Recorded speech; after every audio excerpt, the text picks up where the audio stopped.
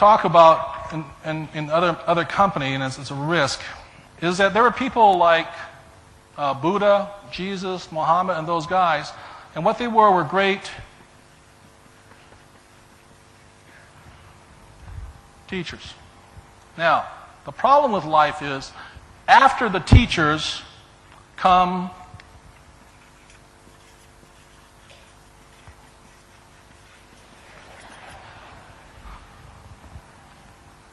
they don't do what they're talking about. They tell you what they're talking about. Do that make sense, you guys here? They can't do it. They're like consultants.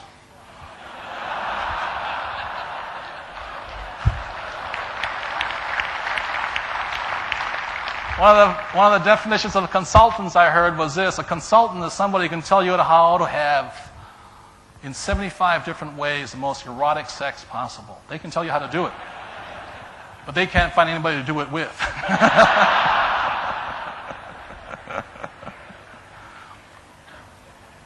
So everything I've told you here is this, is the moment my Chinese dad told me about this formula here, this formula was better than my old formula, buying retail. Do you get what I'm saying? I had to let go of an old formula. Now, it doesn't mean I don't use the old formula. It's like an old pair of golf clubs. You sort of keep them around for your friends to use. But I'd rather have the new golf clubs. I want a new formula. And the reason I bring this up today is this. This is the National Achievers Congress. It is not the National Intellectuals Congress. It is a National Achievers Congress. It is not the National Followers Congress. If you go home and do nothing, and you just talk about what you've learned, then you have wasted your time and money. Do you hear what I'm saying? You must take action. Achievers take action. This way, when I learned this stuff, I made lots of mistakes. I lost lots of money. God knows. So please don't be preachers. Become teachers. The future of this country lies in this room right now. And what a teacher does is they lead by example, not by words. And my father hung around a lot of college professors, and there were lots of words. I hate to say it, I mean, I liked them a lot, but they could tell me how to do something, but they couldn't do it themselves. And that is a demarcation, whether you're an achiever or not. Do you take action? Are you willing to make mistakes? And that is a demarcation, whether you're an achiever or not. Do you take action? Are you willing to make mistakes? Because I'm going to say something right now as you guys climb. Because I'm sure right on the heels of your boom are countries called Cambodia and Vietnam. Is that correct? They're on your heels right now. And when those cranes, all the construction of those cranes come down, there's going to be unemployment again. I've seen it happen in real estate all the time. So, in today's world, what we are today is we are not an information society anymore. Contrary to what people say, what we are is a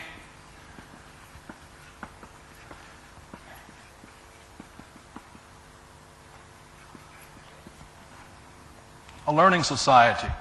And your success in the future is not how much information you have. People will not care what you know. What they want to know is how fast can you learn. Do you hear what I'm saying? Hello? It's what they don't care. I mean, my next door neighbor has an MBA from Harvard. I said, big deal. Show me your financial statement.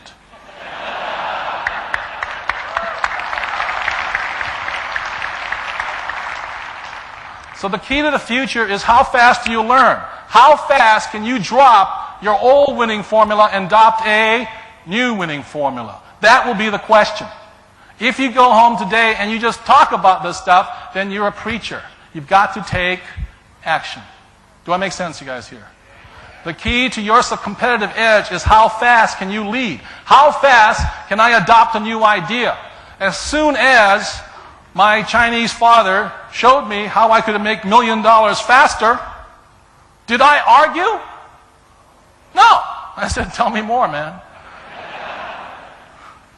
I met this one friend of mine.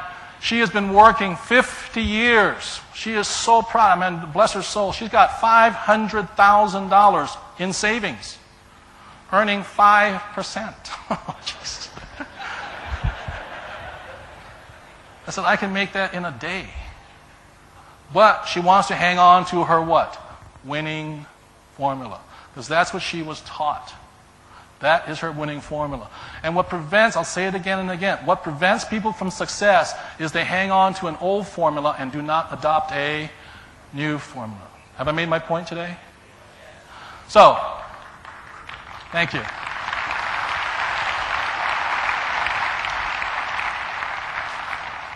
So the last secret, and this was both dads taught me, my Chinese dad and my Japanese dad, is the key to their achievement for both of them. And they were very, very, very successful men. I forgot the number. Is it number 4 or 5? 4. Number 4.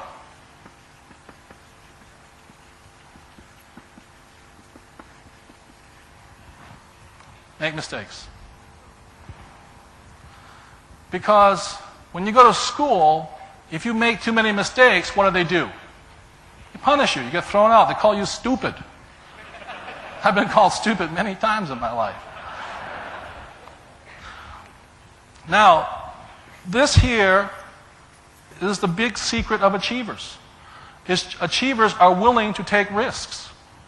Intellectuals aren't. They want to study it forever.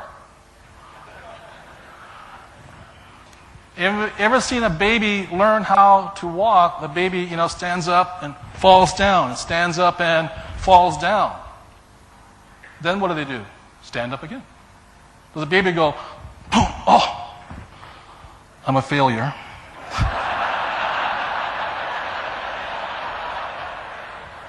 Babies don't know that. It's only until they get intelligent that somebody tells them. And the only reason I'm in front of you today is I've made more mistakes. It's not because I was more intelligent. Thank you. I've made horrendous mistakes. And I had 2 fathers that said that's the only way to go. So I'll give you 2 more tips, and then I'll go into the last part of it.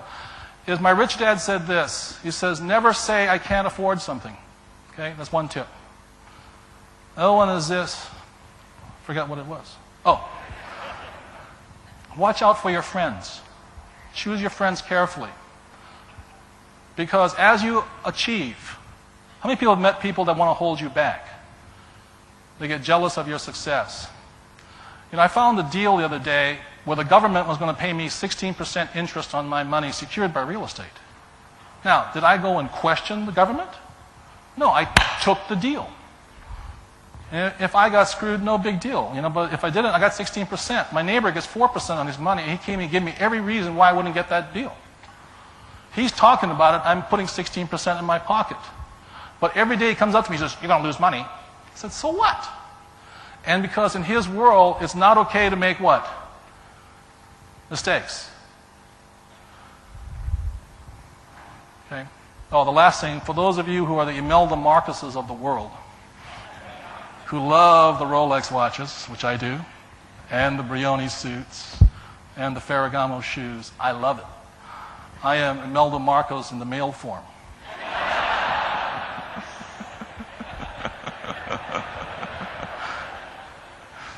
What my Chinese dad taught me was this. Like the other day, about 6 months ago, I wanted a new Porsche convertible. Now, I love that car. But if I bought the Porsche convertible, it would be a liability. Because I have to pay, even if I paid cash for it, it's a liability. I've got to pay for it. I got to put gas in it and all this. So the rule of thumb he taught me was this, is you buy an asset first, and your asset pays for your liability. Does that make sense, you guys here? That's the way, so I'm wearing all this stuff. I'm not being a hypocrite. My tenants are paying for this right now.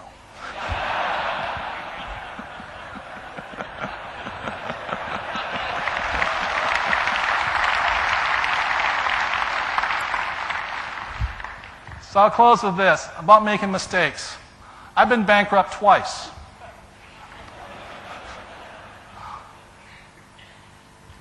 You ever gone skydiving without a parachute? So I lost everything in 1979. I felt terrible for a year. And I was back in action by 83 and went bankrupt again in 84. It's no different than the baby. Each time I got smarter. Do you get what I'm saying? I learned from my what? Mistakes. And if you don't make mistakes, you don't learn anything. The people who are going to go home and say, my winning formula is play it safe, not make mistakes, that is not the winning formula of an achiever.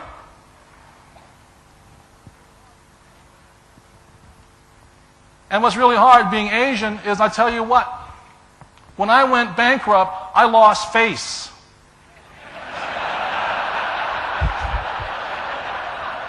You guys know what I'm talking about. White guys, they go, oh, no big deal, you know.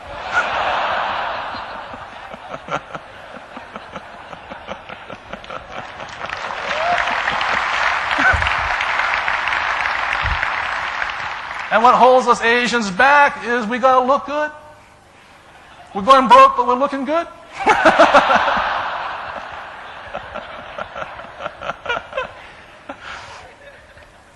So in 1984, after losing more face, I have to leave Hawaii. You know, they were after me. I wind up in California. My wife and I are driving this beat-up brown Toyota Celica. We were homeless in 1984. Homeless. We're sleeping in the car in wintertime. Man, it's cold. It's cold. We had no money. You know, we'd make a few bucks and put some gas, eat a little bit. And I still remember this one night, you know, our credit cards were charged to the max. I lost another $1 million. A learning experience. And I went to being the true hero, I said, you go to the desk. I can't afford, you know, I don't want to lose face here. So she goes to the desk and puts this credit card, and the guy didn't check it. You know what I mean? Because every place that checked it, it would come up, arrest this man.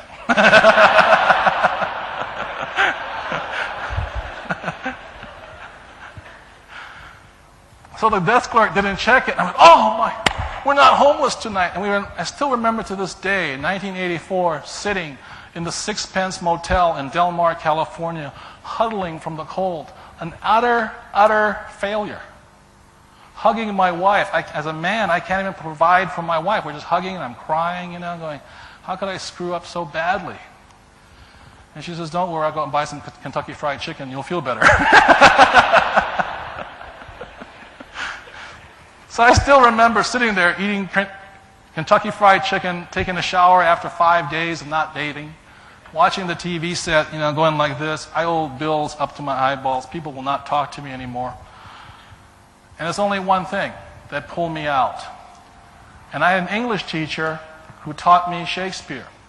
And she did not teach me Shakespeare because she wanted me to memorize the stuff. She wanted me to learn from that great writer.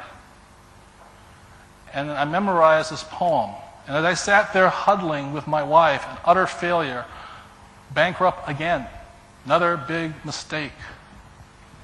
The only thing that pulled me out was this poem. And it goes like this, by William Shakespeare. You will be what you will to be. I'll say that again. You will be what you will to be.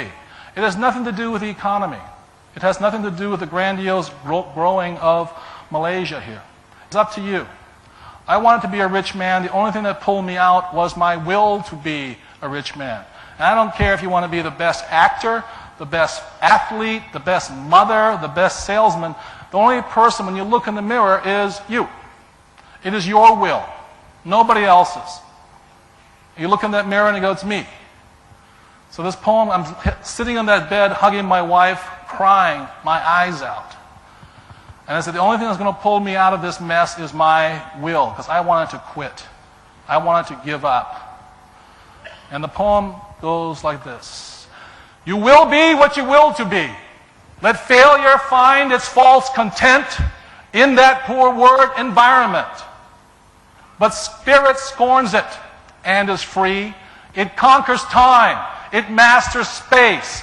It cows that boastful trickster chance and bids that tyrant circumstance uncrowned to fill a servant's place. The human will that force unseen, the offspring of a deathless soul, can hew its way to any goal, though walls of granite intervene. Be not impatient in delay, but wait as one who understands. When spirit rises and commands, the gods are ready to obey. Thank you very much.